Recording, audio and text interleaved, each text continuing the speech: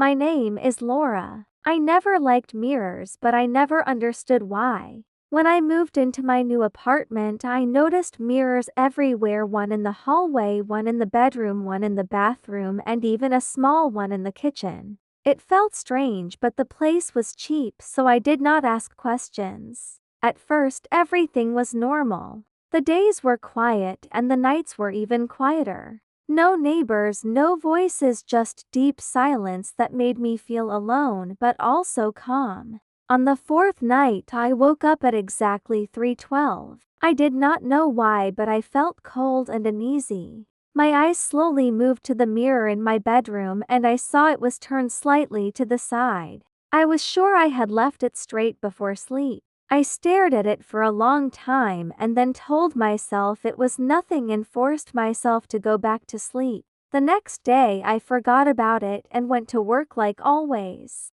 In the evening, when I returned home, I noticed the hallway mirror. It was also turned just a little. Not much, but enough to make my heart beat faster. This time I did not feel calm. I walked closer and touched the frame. It was cold, much colder than it should be. That night, I checked every mirror before going to bed. All of them were straight and normal. I lay down, but I could not relax. At 3:12, I woke up again. This time I did not move at all. I looked directly at the mirror and waited. Minutes passed slowly and nothing happened. Then suddenly my reflection blinked, but I did not. My body froze and I felt fear spread through me. I quickly sat up and now the reflection copied me again perfectly, but I knew what I had seen. Something was wrong. The next day I stayed home. I watched the mirrors for hours trying to understand what was happening.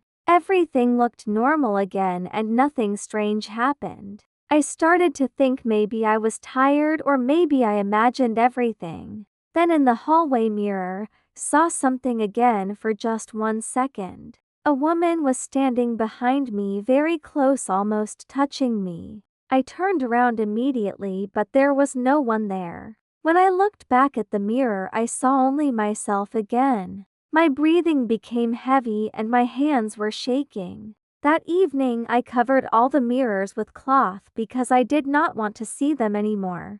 I sat on the couch in silence, trying to calm my thoughts. Hours passed slowly and I almost felt normal again, but then late at night, I heard a soft sound from the bedroom. It was like a whisper or a slow movement. I stood up and walked carefully to the room. The cloth on the mirror was moving slightly as if something behind it was touching it. My heart was racing, but I forced myself to move closer. My hand was shaking as I pulled the cloth away.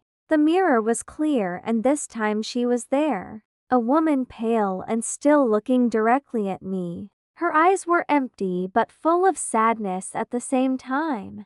I stepped back and asked, "What do you want?" but my voice was weak and quiet. She slowly raised her hand and touched the glass. Without thinking, I did the same. Her hand felt ice cold and unnatural. Then I heard her voice, not with my ears but inside my head. She said, "Help me." I could not move. I asked how and she slowly turned her head. Inside the mirror, saw something new, a door behind her, dark and closed. I turned around but there was no door in my room, only a wall. When I looked back, she was pointing at it again. I said, "It is not real," but the voice answered, "It is real, open it." I stepped closer again and touched the mirror. This time it did not feel like glass, it felt soft like water. My hand went inside and I gasped, but I did not pull back. I pushed further and then stepped through. Suddenly, I was inside that place.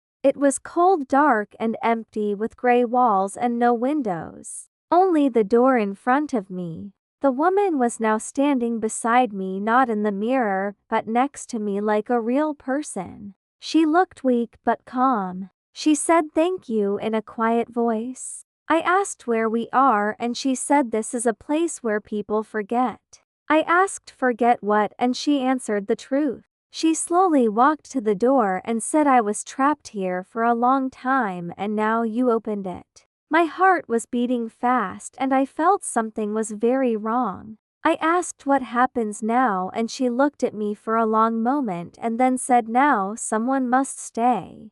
I stepped back and said no, but she only gave a small sad smile. She said, "I stayed here too long, now it is your turn." The door slowly opened and warm light came through the darkness. She walked toward it and I tried to follow, but my body felt heavy, like something was holding me in place. The air around me felt thick and cold and I could barely move. I tried to reach her but I could not. She turned one last time and said, "I am sorry," then stepped into the light and disappeared. The door closed and everything became silent again. I ran to the mirror on the wall and looked through it. I saw my apartment empty and normal, as if nothing had ever happened. And inside the mirror I saw myself standing there looking out, unable to return. I tried to touch the glass but it was solid again. I was trapped. Now every night at 3:12 I move just a little and I wait.